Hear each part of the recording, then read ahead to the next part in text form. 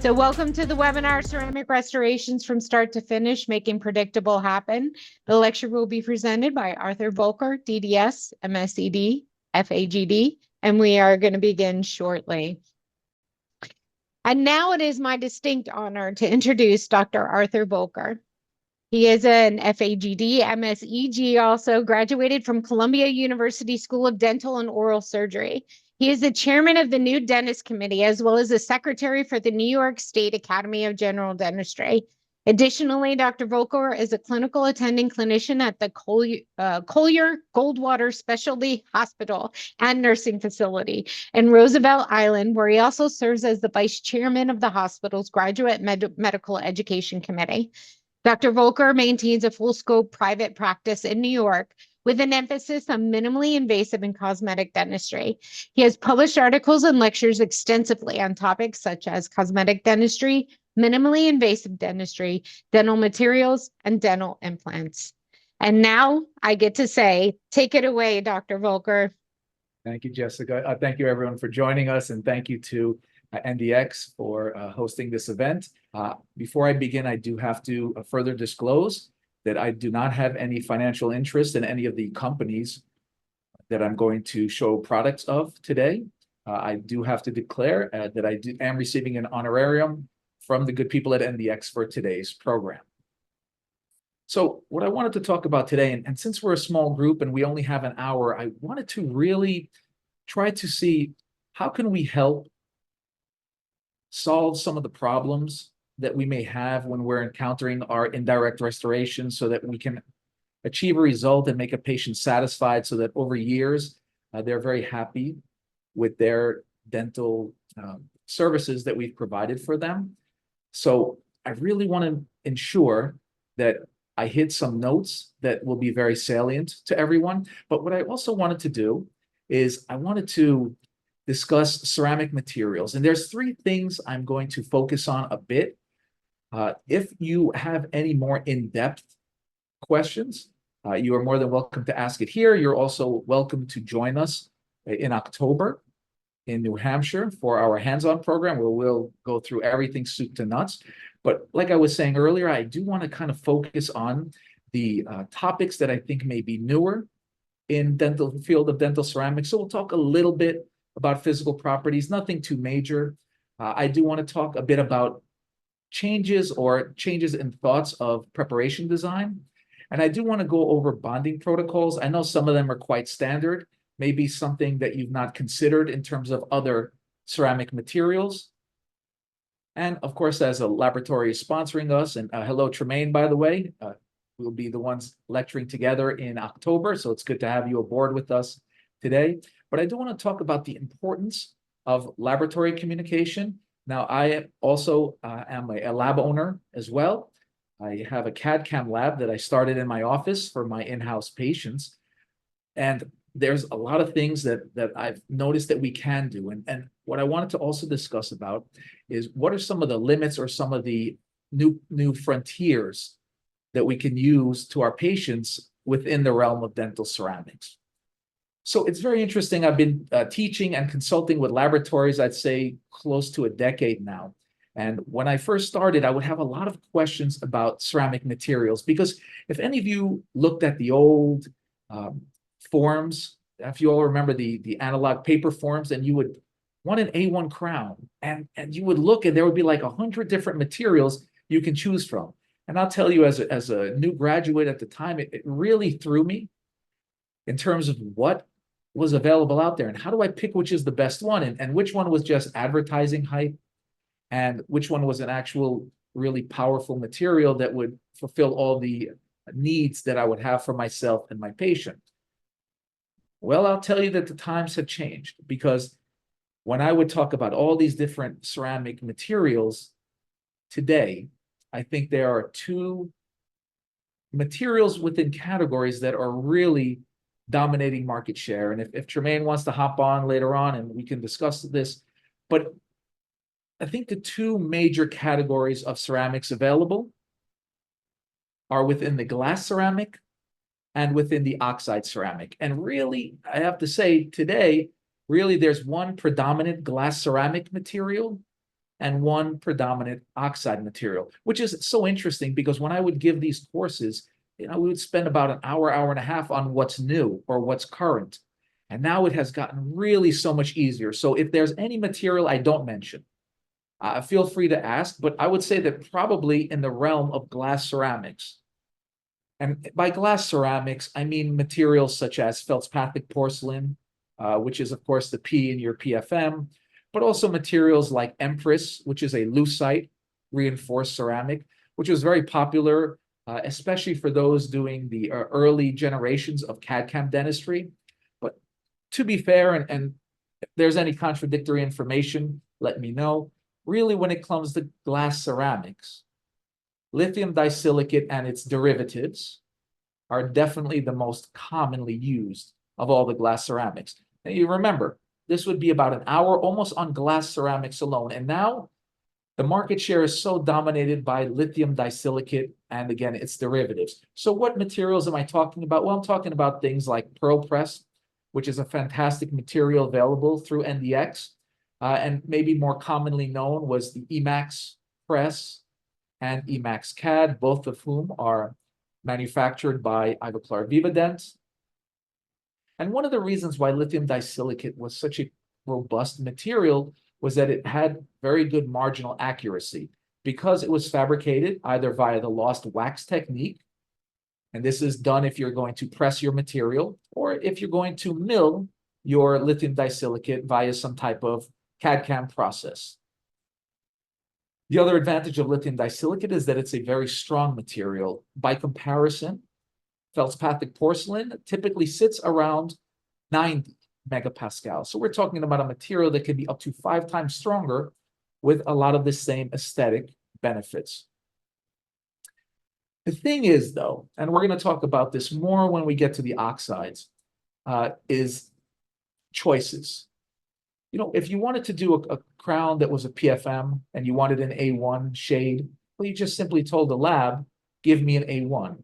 But if we look at the amount of ingots, and that's the little sort of Rolo candy looking thing on the left, or if you're using a milled block, as you see on the right, there's a lot of choices, which is absolutely fantastic because we can use lithium disilicate in such a large variety of cases. So we can do things from very high translucent to very highly opaque preparations. And we're going to show you in a bit how we do some selection. I usually spend a good amount of time on discolor dentition. I will not cover it here. I'll show you 2 cases very quickly, but if you do have questions about a particular type of ingot or block that you're having some difficulty with your laboratory, please feel free to post that question. And again, as Jessica said earlier, you can post this anonymously. So again, we look at so many options, and really, for any given case, you can have either 53 to 56 possible ingot or 53 block choices. And that's a lot. And the impact of the underlying shade and the cement and things like that will now be very important in the final visual outcome of your restoration.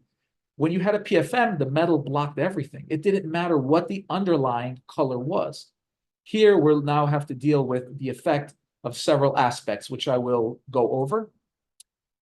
So I'm putting this up here, and it is a bit haphazard that I'm going right to bonding. But I think at this point, and again, I will be more than happy to answer questions about this, but I think the bonding protocols that have been around for decades at this point are very standard. So I would like to share with you what is a commonly recommended bonding protocol. And that would be first to clean or particle abrade your tooth structure with aluminum oxide, typically 29 micron aluminum oxide. This is especially true if you're going to do veneers that are mostly on enamel. This doesn't necessarily apply as strongly if you're going to do full contour restorations like crowns, but it can help. Secondly, would be to etch the intaglio of your restoration, the inside, with hydrofluoric acid, and just read your manufacturer's guidelines for the time to use it. Now, typically, this is a step done by your laboratory. And if your laboratory, and I believe, in fact, I know NDX is doing this for its clients, once the tooth is etched, you do not have to, or rather, once the restoration is etched, you do not have to re-etch it. What you do have to do is clean it. Now, the importance of hydrofluoric acid is its affinity for silica. So once it removes some of the silica, what we have is an increase in both surface area and surface energy available for bonding. And this is why glass ceramics have such a highly predictable bond strength. It's really about etching with the hydrofluoric acid and then applying a coupling agent, a silane primer, to that intaglio. And again, this is what's really provides high bond strengths, of course, especially to enamel. And then you want to do your typical bonding protocol that you would use on your tooth. I'm currently using the 5th generation, which is a separate etch and a prime bond together, but whatever is working for you will absolutely work well. And then finally, you want to use resin cement. If you have very translucent restorations, you can use a light cure composite resin. If you are doing a discolored dentition, my suggestion, let's say you have a metal post that you want to mask and you want to use like a high HO, high opaque, or a medium opaque ingot, I would maybe suggest using a dual cured resin just to ensure complete polymerization of the material. So when we have a case like this, one of the things I was taught in dental school, and I did a lot of PFMs at my school, and it was you have to provide 2 millimeters of occlusal clearance for a PFM. Why? Well, if you've ever done a coping try-in, you know it's very, very thin, right? It can be 0.2, 0.3 millimeters. So why on earth do we need so much occlusal clearance? The reason, of course, is because of the P in PFM. Because feldspathic porcelain was commonly layered over your metal coping, you needed to make a weak material function more strongly by making it thicker. So the only reason was that for the 2 millimeter occlusal clearance was to provide an appropriate thickness of porcelain, not metal, but of porcelain, to lessen the risk of fracture. Well, what about a case like this? And this was a case that could have been done with a glass ceramic, perhaps lithium disilicate, which is available in a monolithic form, meaning the entire restoration is made of monolithic material. And you look at this and you say, well, the issue here is that you need more occlusal clearance. And I agree. I agree 100%. But there's also something else to consider, in my opinion, and that is it the material that was chosen, was it not strong enough? Is there a stronger option where we can prepare more minimally and still obtain an acceptable, a positive clinical outcome? Meaning, do we have to prepare our teeth so strongly or so aggressively, and is there a stronger material? And of course, this brings us to our second category, which is probably one of the most popular, I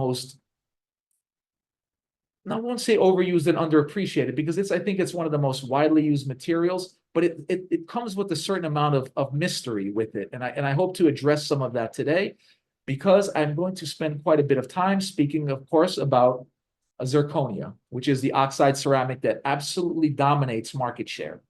And I think with very, very good reason. And so zirconia, you can use it as a coping, and it was quite common, especially in its early generations. But through materials such as Bruxer from other laboratories, zirconia can be made as a monolith, meaning the entire restoration, as I said earlier, is made of one material. So something like Verotech FCZ, which is full contour zirconia, is zirconia with no layered material on top. Now, the thing about oxide ceramics is they do not contain any glass. And as we spoke about the importance of using hydrofluoric acid to etch your intaglio, what happens when we have no glass? Will that impact our bonding? And by bonding, I want to be very specific, and I'm sure I'll mention it several times. This is talking about using an adhesive protocol where we etch and bond both the tooth in a way and the restoration. The other thing I want you to keep in mind is that both lithium disilicate and zirconia are materials that can be also luted using glass ionomer cement, using resin-modified glass ionomer cement, even using something like zinc phosphate. It's strong enough, especially in full contour application, where you can use a traditional luting technique. But I do want to speak a little bit about bonding. Zirconia has the ability to be wet or dry milled. This is not particularly important unless you're doing it in-house. It is one of the first materials that was truly indicated for long span bridges, including posterior bridges. And the interesting thing about zirconia is that its flexural strength, its bend strength, can range from 700 megapascals to about 1200. And I've seen some formulations that are experimental that are about 1500 megapascals. And I'm going to talk to you about why there is a bit of a variation or such a large variation. We have one formulation of zirconia that can be double the strength of the other. And that's why I do want to stress that laboratory communication is absolutely essential for both you and your patient, and really the lab as well. Now, the reason why zirconia works so well is because it has three sort of distinct phases.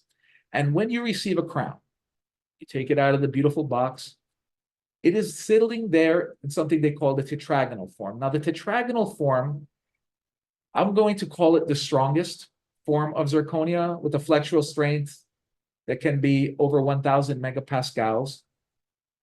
And it does tend to be the least translucent formulation or state phase of zirconia. The interesting thing about zirconia and why it has such a high flexural strain results because of this phenomenon. Patient is using the crown, let's say, and they bite, and there's an excess of pressure. Zirconia is very interesting because what will happen is that through pressure, this tetragonal form, this sort of crystalline shape, actually changes its shape to something called monoclinical. So it goes to the second phase. This monoclinical phase is very interesting because when this phase change happens, what you get is essentially, depending on, but roughly a 4% volumetric expansion. So your material actually expands and pushes against the crack propagation and essentially halts the fracture from occurring. Now, this phenomenon is referred to as transformation toughening. And this is why zirconia tends to have such a high flexural strength, especially when compared to glass ceramics. Now, the last form, or the third phase of zirconia, lies in what is called its cubic phase. And the cubic phase is the weakest form, with a flexural strength of about 700 megapascals. The thing about it, especially when it's stabilized, as I'll show you in a second with a particular material called yttria, is that it's the most translucent formulation of zirconia. What can this mean for us? Well, if we look at trends, and I only put this up here, and I used to go into full detail, and if anyone is more than willing to discuss this, I'm more than happy to. But essentially, zirconia is commonly manufactured in this sort of state. You have it with a lot of tetragonal phase with a 3Y, which is 3 moles of yttria to stabilize it. Now, it is the strongest form of zirconia.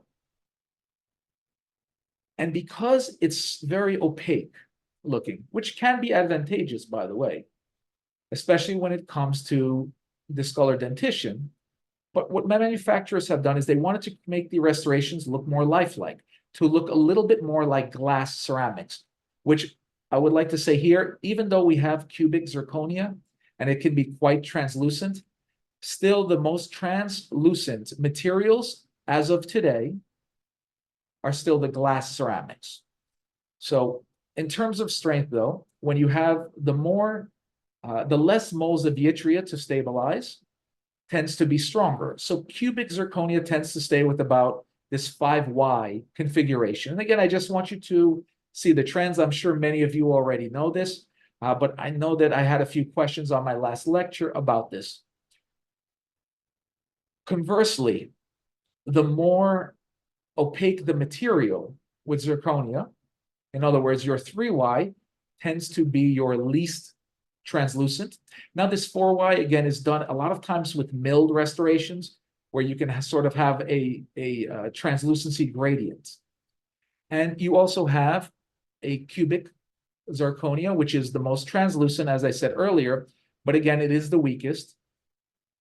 And this would be something like the Aesthetic Elite from Verotech through NDX.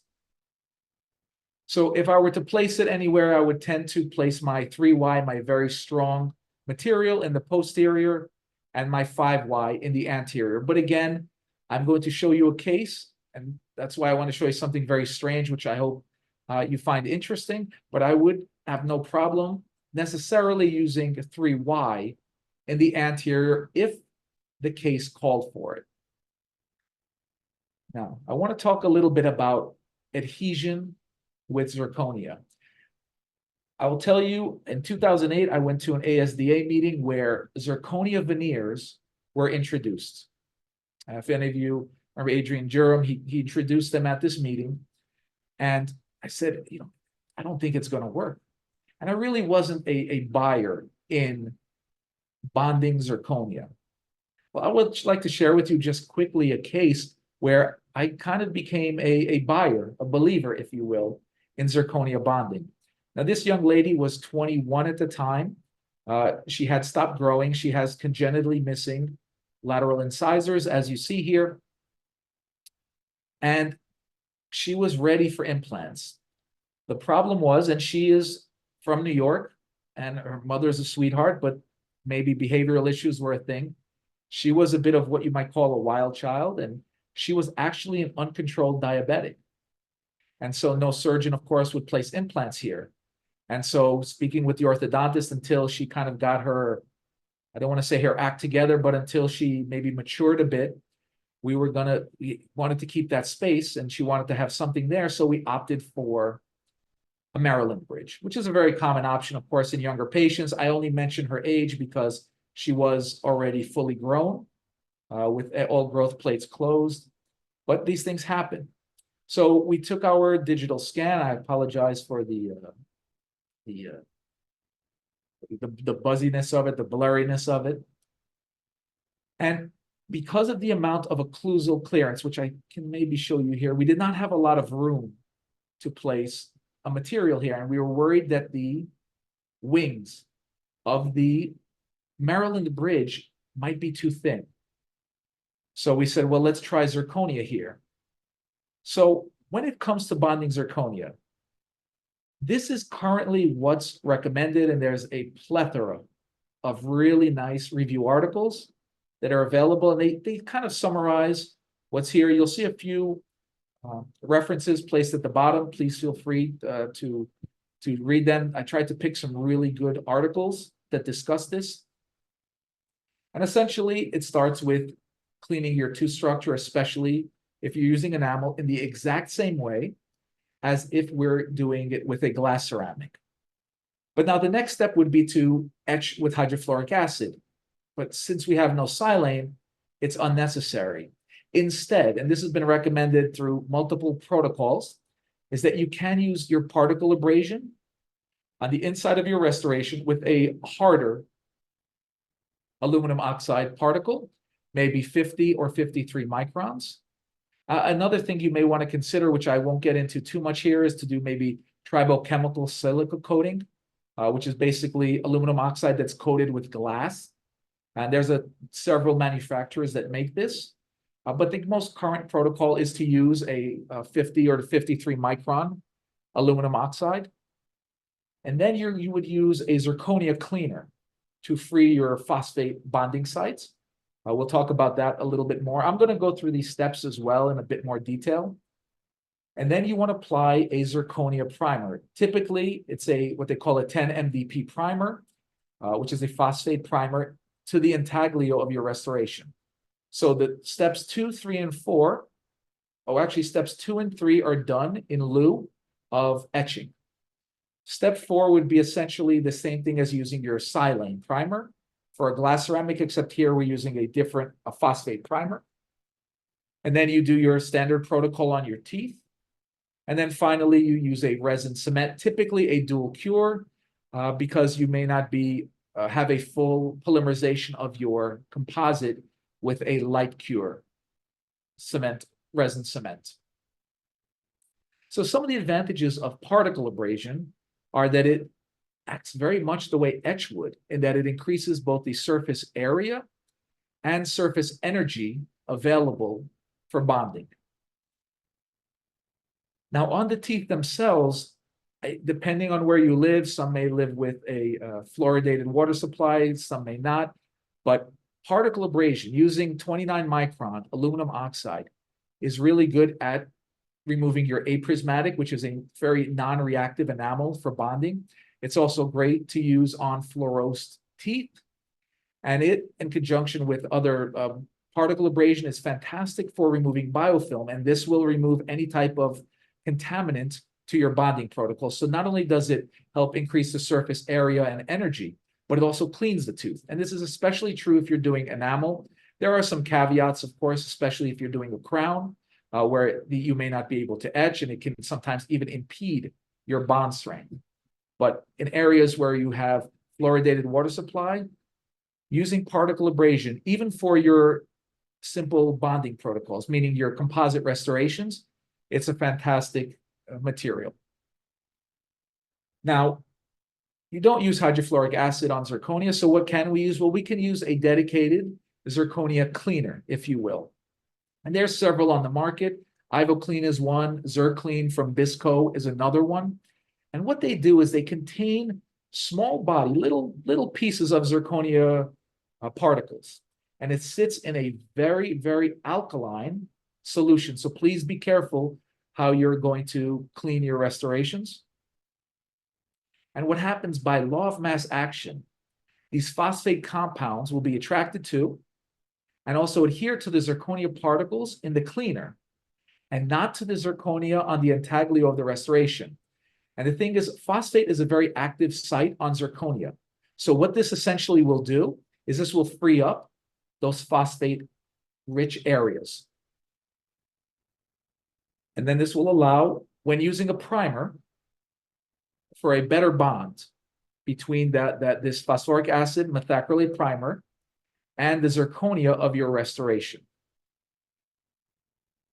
And just to give you some idea, one of the things you should never do if you're planning to bond, and I want to put this right here, note that thing with resin cement, because this is regarding using an adhesive protocol. Because I have sometimes people and my students will come in and say, yeah, but I'm going to put in a crown. I really, do I have to use, all these steps? Well, how are you planning to put the crown in? With cement. Do you have good resistance for them? Yes. Do you have good retention for them? It's still the basics. Yes. You don't have to do this. You can do a luting protocol. It's, what is it? Squirt and dunk, if you will. And that should work quite well, especially with stronger materials like zirconia, but also with lithium disilicate. With a 500 megapascal strength, it can be luted conventionally. But just to show you something interesting here, if you try to use phosphoric acid to clean the intaglio of your zirconia, you end up with a very weak shear bond strength. But if you use a dedicated primer, you can see you can have 9 times the shear bond strength. Now, I would never recommend you clean anything with phosphoric acid when it comes to zirconia. It can be used to help clean your glass ceramic a bit, but otherwise there's no affinity for phosphoric acid in glass ceramics. Just to put that out there. But again, this is regarding bonding. If you're going to cement a crown, whatever you're going to use should work well. And then after you've cleaned it and it's dried, you're going to place a primer. And there's several on the market as well. And it's typically these universal primers will have a plethora of primers, including a silica-based primer, which would be fantastic for something like pearl press or other glass ceramics. It also will contain a primer. Let me show you which ones they have. It will have a phosphoric acid methacrylate for your oxides, but as well as your non-precious restorations. If you're doing any base metal restorations and you're worried about retention, consider the use of a universal primer to help aid you. We have our standard silane methacrylate, which sits in these universal primers, and therefore your glass ceramics. And then you also typically have some type of primer for gold or precious metals. So if you're doing a lot of gold inlays and you may be having some issue with retention, I would advise you to at least look into these type of universal primers. Now, one thing to keep in mind about a universal primer, and that is you absolutely have to check the expiration date. If you're not doing a lot of your glass, or if you're not doing a lot of zirconia, or if you're not doing a lot of bonding in general, you may want to look at two-step primers for silica and also for zirconia. Because you have so many primers, the efficacy really drops quickly compared to two bottle systems. So just look at that expiration date. As soon as you go to the office, if you have one of these universal primers, look at it, because it is a very short window, unfortunately, that we have. This one cannot be prolonged for use. So please keep that in mind. So anyway, getting back to our story here after a while. So this is what it looked like. It was zirconia, a bit of an earlier generation, and it was okay. You know, patient was happy. I'm still hoping she had herself under control so that we can ultimately do implants here. But that's not what the story is about. I get a call, and I told you she was a little bit of a wild child, from her mother, and said, Dr. Volker, she was in a fight. Oh, she got hit with brass knuckles. I said, oh my gosh, it's hit with brass knuckles these days. So she got hit with brass knuckles. And I said, okay, just bring the Maryland bridge in and I'll re-cement it, because there's no way it could survive a blow like that. To the contrary, what happened was the wing snapped, but the actual bonded part remained on the tooth, which I was absolutely fascinated by. And you're going to see, this is a photo taken through the operating microscope. Since I'm documenting a lot of things for education, I'm using the operating microscope. And I had an absolute horrible time taking off bonded, and I put it in quotes. And maybe now is the time to stop saying bonded zirconia, because I believe you can really get some very, very high bond strengths with zirconia. And to be fair, and I'm not showing cases here, but we are doing zirconia veneers where we have to. And they are staying absolutely beautifully. Do we still have as high a bond strength as we would to glass? No. We're off by maybe, and it depends on the study. I've seen it 20 megapascals of shear bond strength less. I've seen zirconia come up much higher. So that's why I didn't put much here. It is a bit controversial in my opinion because of the study protocols used. So do I believe in zirconia bonding? Again, yes, I'm seeing it more and more, and we're doing more and more bonded zirconia. So just as a quick summary before we move on to the next section, and that's glass ceramics tend to be translucent. They can be the most translucent, but there are opaque options available. Because of the ability to remove silica, they are more bondable, at least as of today.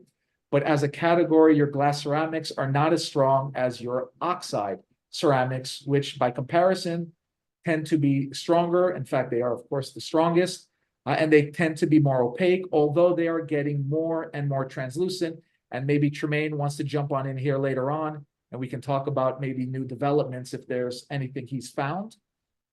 So with that sort of small introduction to ceramics, I hope it was helpful. I want to talk a little bit about precision and things and trends I'm noticing here, right? Because this is our issue. You know, your patient will come in and they'll say something like, you know, can you make my smile nicer, right? They don't ask you what material to use. They're not asking you prep design. Can you make my smile nicer? So what do? We will go ahead and take our preparations. And this is different today because we're scanning, but for those of you still doing it conventionally, right, you would send an impression. I always remember sending an impression to the laboratory, and without photography and things like that, how do they know this is what they're looking at? They're looking at purple teeth. They have no idea of what's underneath that. So the question, of course, becomes how do we come together from even your specialist to your technician, to your patient, to yourself as the clinician to get the result we want. Well, one of the biggest issues I had to address as a lab consultant was regarding shade selection and the impact, and I'm going to go through cases, especially of glass ceramics on shade. But one of the best things you can do, of course, when communicating shade is photography. And I will say this photo, this picture is the most important photograph you can send to your laboratory technician. And Tremaine can, if you want to jump in here now, if you want to jump on with me, you can tell me if I'm wrong. But this picture right here, because what does this do? You take at least 3 shade tabs and you place it in the same plane as the prepared teeth. Why in the same plane? And they say, well, but this is an acrylic tab. It's not as exacting as, say, a ceramic tab would be. I agree. But what this does is this gives the laboratory a lot of information. And the thing is, you have to keep it in the same plane because of light reflectance. If I take that A1 shade tab and I stick it in the back of the patient's mouth, it tends to come out darker. So A1 will look much darker compared to the plane of the existing tooth. And of course, if I bring the shade tab more forward, then it will reflect lighter, and A1 will look lighter than it would be in the mouth. So it's important that you keep it in the same shade, in the same plane. This allows us to see the prepared shade of the tooth. It also lets us see the shade of the adjacent teeth, especially if you're dealing with some metal tabs. Now, I know some people talk about stump shade tabs. I don't know if any of you remember that. It would be a shade tab for like a metal post or a discolored tooth. I will tell you, absolutely unnecessary. Absolutely unnecessary, in my opinion. Now, what I do want you to do is also, please include that B1, A1, and A2 that you see, because I can't tell you the number of times that I asked for photographs from a client of the lab I was working at, and I would get this. And I would say, oh, perfect. I have no idea what I'm looking at. And can this still happen today? Absolutely, because my own associate just did that. Sent a picture, and I was like, you cut off the name. I have no idea what we're looking at. I think I just heard Tremaine. Tremaine, tell me I'm wrong. No, you're absolutely right. What I was going to say is that one of the biggest challenges in the laboratory is that pictures, as you know, don't show true color, they show us relative color. So, so if you have a shade tab that's either a common shade or if it's a weird shade, just send it to your laboratory so we have it. Then we can look at the tooth and say, oh, look, it's just got a little bit less translucency in the mid body. We can see, you know, you got that little bit of orange characterization. You can pick up some of those details from the photo, things that would be nearly impossible to draw or whatever. It's all right there for us. But if you just take a beautiful picture with no shade tab, it doesn't help us because we're not exactly sure what the value of the teeth are in the real world. That's what really gets messed up. Well, Tremaine, I'm glad you said that. This is why I'm going to be so honored and happy to be working with you in October, because let's talk about value, right? You mentioned what's the value. Well, one other way you can do that is by taking that same photograph we just took with the shade names evident and convert the exact same photograph to black and white so that we get an opportunity to evaluate the actual value of the restoration. So you give your laboratory the shade, and then you also give them a copy in black and white. And this really allows them to also check for value. It's a great way. And Tremaine said something fantastic. He said it's relative. Because see, now what I can do here and what he can do, more him than me, of course, is that he can compare what A1 looks like compared to B1. Because it's very difficult. And what they used to do, and I don't know if Tremaine did this, they used to color calibrate monitors. So when you would talk to the lab, you would actually be on the same RGB axes on your monitor. So you would have to change the color to match the color of your laboratory technician, so you had the exact same shading. Putting multiple shade tabs, I think, negates this a bit because it allows you to look at each color relative to itself. And that's just my suggestion. Now, a third way to give your laboratory some communication is to consider the use of a polarized filter. Now, what you saw earlier was a shade color, a shade photograph, and then the same photograph copied and converted to black and white. These are not the same photos. These are two completely different photographs, just cropped to look the same. But what we have here is if you look at the photo on the left, that's our standard photo. The one on the right is a polarized photograph using a polarized filter, There's really the one on the market I know most is Polarize by Photomed. And what it does is it removes specular highlights and gives a little bit more information. And this is particularly important if you're doing like a single central, or if you're doing a very small range case, like two centrals, central and lateral kind of thing. And it gives a great way to provide more information, again, by removing all the specular highlights. But dentists have certain truths. And Tremaine, you know, this is going to be an absolute fact. We have certain truths about us. And one of them is that we are frugal. We are frugal by nature, no matter where we come from. So if you don't want to invest, and I think it was $350 into a polarized filter, what you can do is you can take your shade photograph and you can hypersaturate it. And what that will do is that will increase the color saturation, and will give a better indication of the chroma of the restoration. So you can give that to your laboratory as more information. Trust me, and technicians will never tell you two things. One, you can never give them enough information, and you can tell me if I'm wrong on this one. You can never prep the tooth too much, not for a lab technician. Absolutely, man. If it's bleeding, you're halfway there. Right.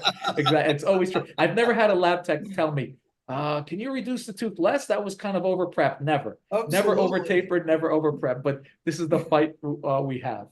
So now I want to talk about determinants of final shade. And this especially is true for your glass ceramics. And that's four things that make an impact, right? When I talked about PFM, and you're gonna see it on the slide, there's really few things you have to consider. But one is the shade of your preparation. Secondly, what shade of cement are you going to use? Third will be the material thickness, meaning how deep is your preparation. So it's the shade of your preparation and also the depth of your preparation. And then finally, what about those ingot selections and block selections we talked about? What about the inherent translucency or opacity of the material? So let's look at it in terms of cases, right? Because when it comes to glass ceramics, it's absolutely critical. I think really lab communication is so important there. What about something like porcelain to metal or oxide ceramics with zirconia? I have to be fair, at the moment, it's really the desired final shade, and that's pretty much it. That's all you kind of need to do this. So let's look at choices. And I'm going to go through these, especially as it pertains to glass. And then we're going to come to our portion on zirconia and what I think is new. So this is a very common thing I had to deal with early on when materials like lithium disilicate first came out. And it was, the doc would call and say, I don't like the material, it's too gray. So, okay. So I would say, well, what ingot did you pick? And they would say, what now? I would say, okay, so let's talk about this. And I'm not saying you have to select your ingot, because NDX has a fantastic team that will help you to select the materials that you need. But just so that you have some understanding, right? When we look at all those ingot and block selections, how do we have to apply that? Well, let's look at it with some clinical situations. And so this first one here, patient came in, they had some failing composite restorations. So we did a very minimal preparation. And I apologize for that photograph. I don't know why it was so dark. But I'll take this photograph, right? I'll send everything to my laboratory. I'll send a color. I'll copy it. I'll make my grayscale. And then I'll make a hypersaturated photograph. So now Tremaine has 9 tabs to compare against itself. And that's a lot of information to help, especially if we're doing, upper anteriors. So let's look at what we want. We want our final shade to be A2. So the shade of our preparation is A3, right? A little bit of color, increased color saturation is common when you thin the enamel. The shade of my cement will be, and you'll get this trend very quickly, value 0 or translucent or clear. My material thickness, you can press something like ProPress. I know it can be pressed to about 0.3 millimeters at the cervical, and you want to provide at least 1.5 millimeters of incisal clearance. And when I spoke with the laboratory, they said, why don't you consider using a high translucent ingot? And it's good because they can pick up some of the underlying color. And here it is. This is the final restoration with an HT or high translucent ingot. And it worked well. Why? Because we were not moving a big color shift. There was no discolorations. And so a high translucent ingot really highlighted the beautiful effects of the natural teeth. All right, well, let's look at another case. This is another tooth that doesn't look very discolored, right? So we did our shade tabs to them as well. We did our color, we did our grayscale, and we did our hypersaturated photograph. And this preparation, which I'm not going to be able to get into, this is what's called a defect-oriented preparation, which was sort of studied by a researcher named Bitter, which is a tough name for a dentist, but a fantastic researcher. And he talked about bond strengths to different substrates. And what he said is, especially if you're using lithium disilicate, it's better you'll have a higher shear bond strength to freshly prepared tooth structure than to a buildup. Because I post this photo and people say, well, why didn't you just do a buildup on number 9? And it was because I'm doing an adhesive protocol. I'm not doing full coverage. So I'm not worried about retention or resistance form.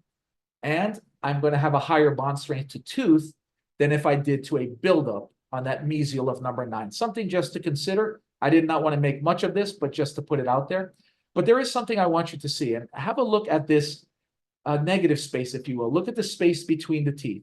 And if we look at the first case I showed you compared with the negative space to the photo on the left, you'll see that there's a very large dark area there. Well, if we talk about final shade, right, we want A2.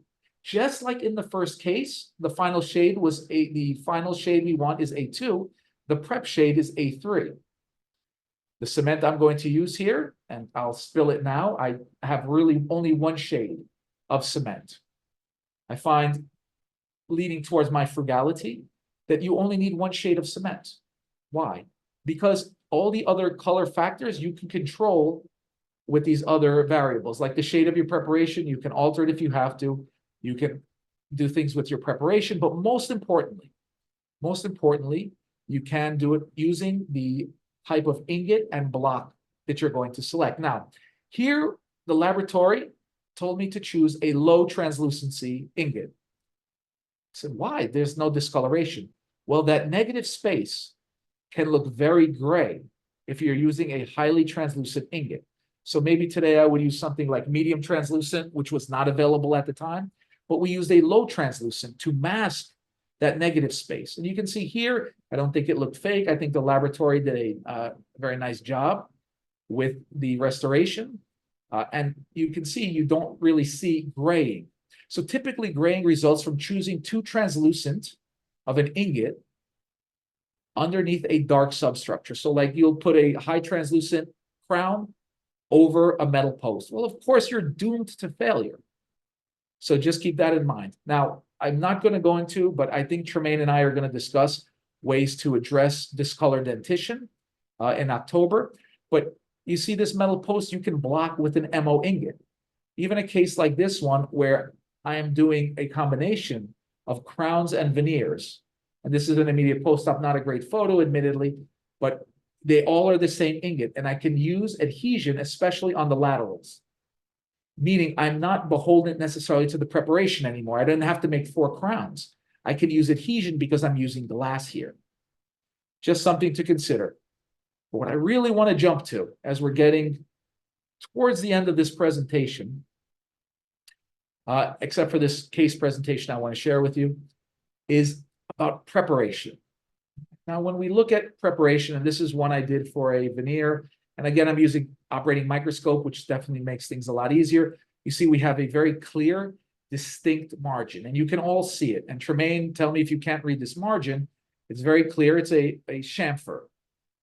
So when we talk about preparations, why do we make a chamfer? Why do we make a shoulder? Why do we make this type of preparation? Now, if you go to the NDX website, and I know many of you are clients, if not all of you, and if you're not, really, you should be. They're fantastic. If you go to their website, there's a fantastic source for dentists or clinicians.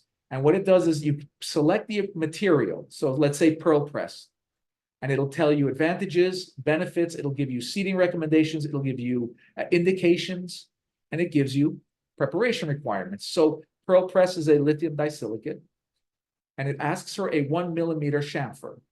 Why do we have to make a chamfer?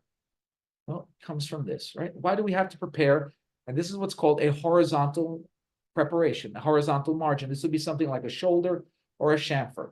And what this does is it provides edge strength for your restorations, meaning if they can get very thin, almost to a feather edge, and they're milled or pressed so thinly, they can chip, they become very brittle. So having a thick area here, a thick horizontal landing zone, if you will, provides strength, edge strength.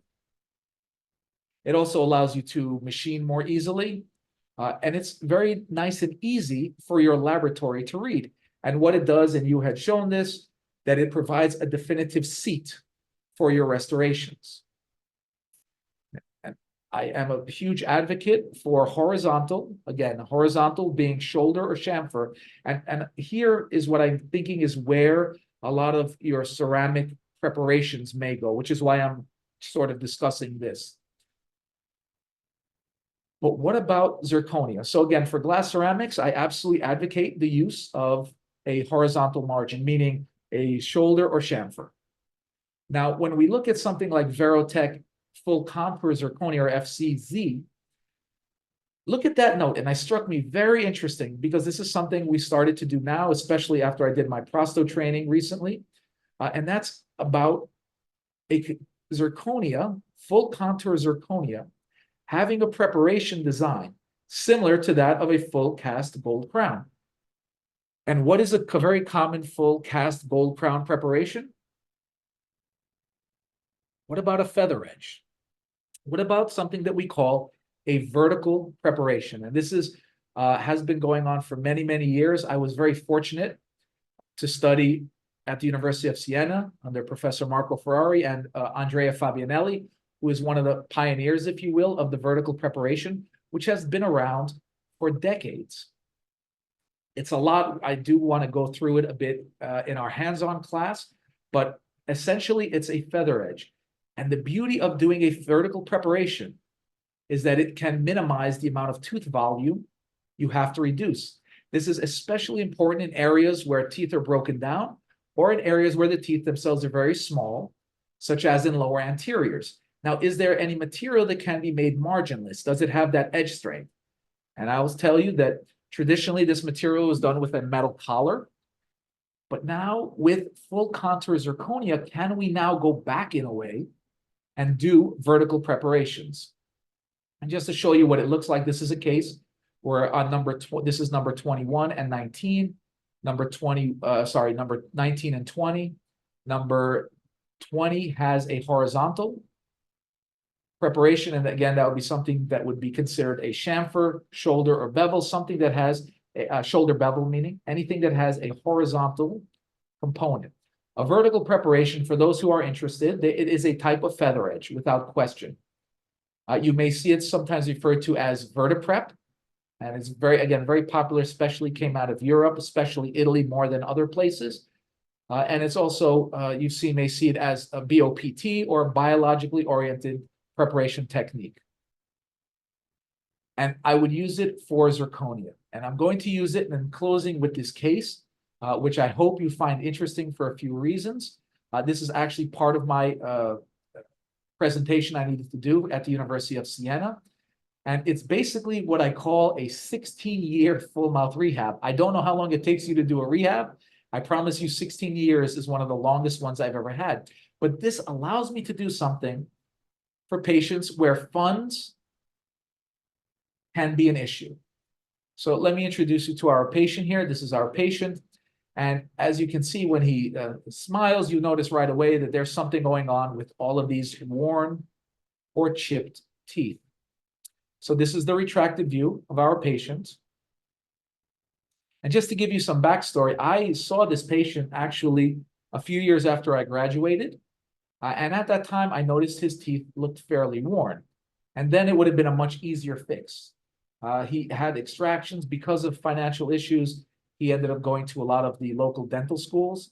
But I did do some extractions and some fixed prosthesis from about 2007 to 2012. And then he was gone for 10 years. He was still known to the clinic because of employee connections. But he did not come to our clinic because he was not able to do so. So he came back actually in 2022.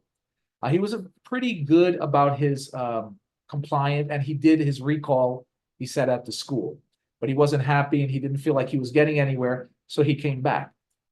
So I want to show you what the retracted view looks like on a scan, and I'm showing you two views because sometimes reproducing it to a screen doesn't look as good.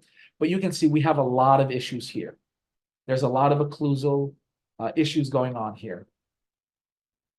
And just to let you know, I did those posterior restorations, all of them except for that low line, except for number 16 that would be, and that number 18, or 19 it was. But I did number 3 to 5 in June of 2009. I did the 3-unit bridge as well on the bottom that are implant supported. And I did that 3-unit bridge number 12 to 14 in 2011. So I did not put the x-rays here. If anyone has any questions about this case, please, I'm happy to answer. I'm trying to give an abridged version because I don't think it's that exciting. But just say that I did the dental work and I was okay with the margins and he was very happy. There was no secondary caries. He functioned very well on it, but he didn't have finances to do a full rehab. So what to do? Well, the other thing I want you to look at is from his scan, look at the space. He's literally biting on these preparations on his lower teeth. They are not prepared. What you are looking at is wear over decades. So what the heck do we do? So when he returned to my office in 2022, said, can we do something? I said, Doc, I don't have a lot of money. I can fix my front teeth. Is there anything else we can do? I said, all right, well, we can try some things, especially with injection molding. And now that I was milling in my office. So I would propose this. And one of the first places we start, it's like a denture. It's funny, and I'm not suggesting that doing a full mouth rehab is like as easy as a denture, although dentures are very difficult. But where do we start? Always with the 2 front teeth. So what I did just to get an idea of where to start from is I just started to do a direct mock-up on his front tooth. And I put this photo in here also to remind everyone that there's actually a free webinar on the NDX website about smile design that we did maybe 2 years ago, if I'm not mistaken. That will talk about designing anterior cases. So this is just slapped on composite, done very haphazardly, very quickly. But what I did is after I took those scans, I took a scan of his upper arch, and I sent it to our technician. And what the technician was able to do using a virtual articulator was to raise the vertical, to raise the patient's vertical, same as you would, when you raise the pin, and raise it about 3 to 4 millimeters in the posterior region. Now, depending on the patient's curve of SPE and things like that, typically raising the vertical 1 millimeter in the posterior should yield you about 3 millimeters. So I could be looking at anywhere from 9 to, let's say, even 15, 16 millimeters, 17 millimeters in the anterior. And his teeth were very, very worn. So here is the technician basically trying to copy my anterior design and starting to now build the occlusion at the raised vertical. Right? And there's a number of ways you can raise vertical. I put this is a fantastic article that came out in the European Journal of Prosthodontics. I am a bit biased because my professor, Marco Ferrari, this is not his, never mind. This is a great one. This is by Paciotis. It's fantastic. This is a systematic review of patients' tolerance to restoring vertical restorations, to having their vertical. And we find that by and large, unless the patient does have some type of TMD, they can tolerate some very, very large openings. So anyway, this is what the technician proposed, and I was very excited to do this, and I missed something very, very critical, which I'll show you later. And so what we did is we did some suck downs with heated composite or bisacryl in the anterior and just placed the material along the lower anteriors. The material is basically one piece. In the posterior, we placed composite and the right on top of the restorations in the hopes that we could hold the patient at a new vertical and assess their ability to tolerate the new dimension or their recaptured dimension, which I believe is more accurate. So patient was placed here. We did it on the anterior. And what I did was I used a T-scan, which is a digital occlusal marker, or it's a device that will help determine the amount of pressure it was more of a occlusion pressure distributor, I would say, more so than anything else. And I just wanted to see, can the patient tolerate the increased vertical? Now, I don't propose to be at all an expert on occlusion, but using something like the T-scan absolutely helped, because the best articulator, in my experience, of course, is between the patient's ears. But if we look at this design, and I didn't catch this till later, is, we have a bit of a steep or stepped occlusion. But the patient was very tolerant. Let me go back, I'm sorry. Patient was very tolerant of being opened up this much. And so we made our plan. What are we going to do in terms of the preparation? Now, for the lower arch, because there was such little tooth structure left, we opted to do vertical preparations. Whereas on the upper, where the patient had some fairly large cervical lesions, we opted for horizontal, because we can incorporate some of the restorations and as well as the NCCLs that the patient had, account for that, as well as the caries into their preparation. So we started with the lower, and as typically I believe you should do, with the lower anterior. And you can see there's very little preparation done. Definitely no preparation of the incisal. We did vertical preparations where you really don't see a margin. So I know it's a bit hard to see, and I apologize, but it's hard to see that there is no margin here. And you can see the amount of clearance with the mock-up on the upper teeth that we obtained.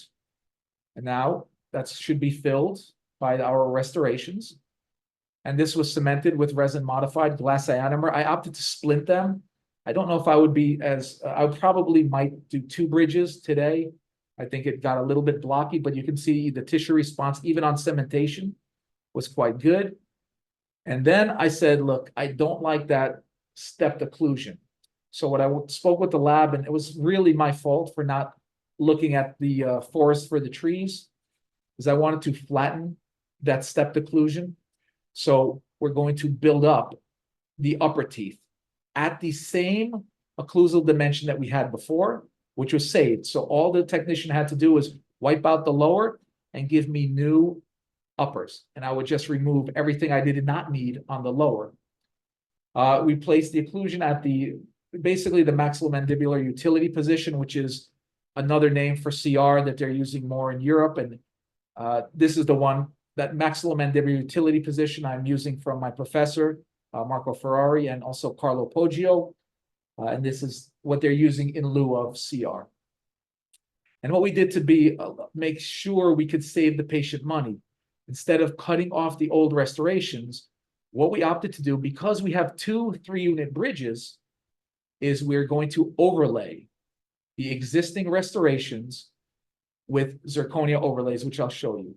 And then once we reestablish our occlusion, make sure that it's exactly where we want it, then we're going to prep and temp with some preformed PMMA provisionals.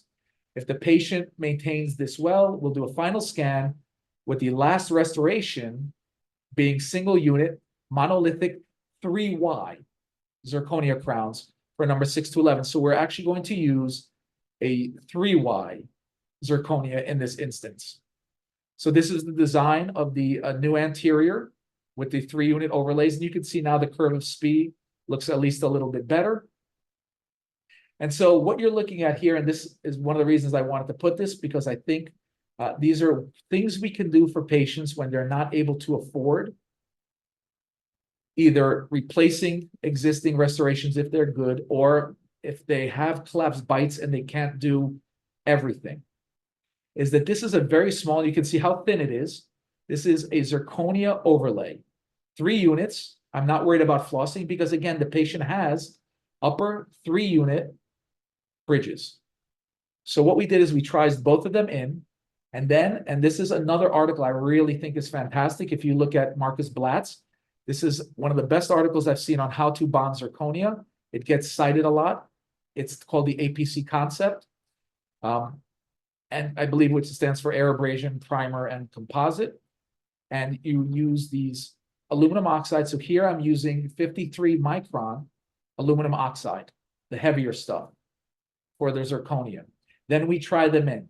When we finish trying them in, I'm going to clean it with the dedicated zirconia cleaner. Then I'm going to place the primer. But wait, there's more, because what I'm going to also do is I'm going to apply some of those principles to the existing PFM on the right side. So I'm using 50 micron aluminum oxide to increase the surface area. I'm using an intraoral ceramic etching primer called Interface, developed by Dr. John Kenka, who's one of my heroes.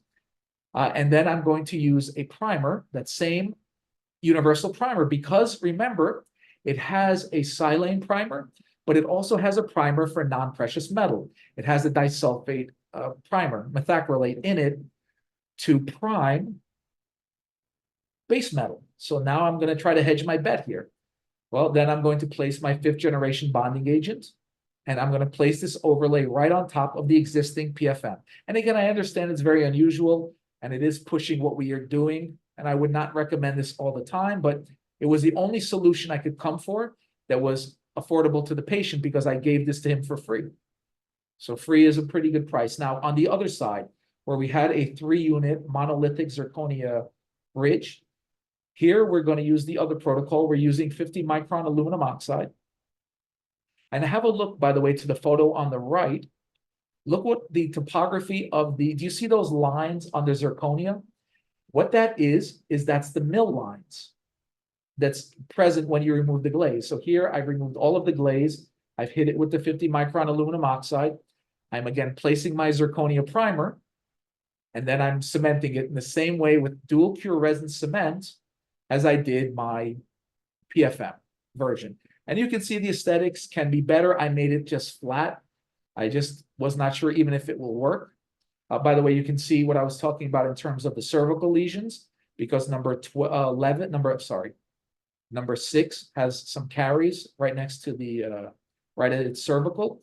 But using the T-scan, we were able to get the patient to about close to 50-50 equal occlusion left side and right side. Okay, we're almost finished. Give me 2 moments and we'll be done. And then the rest of it on the top, I just did a guided preparation. And if you're not doing a guided preparation, consider speaking with your NDX lab about it, and they'll give you a way to minimize the amount of tooth structure that you have to reduce by using pre-designated measurements and burrs. Anyway, this is just showing you horizontal preparation. I'm packing my cord just to show you we always have to respect the biology. Here's our horizontal preparation. Even though I'm doing zirconia here, I'm doing a horizontal preparation, again, because of the caries and abfraction.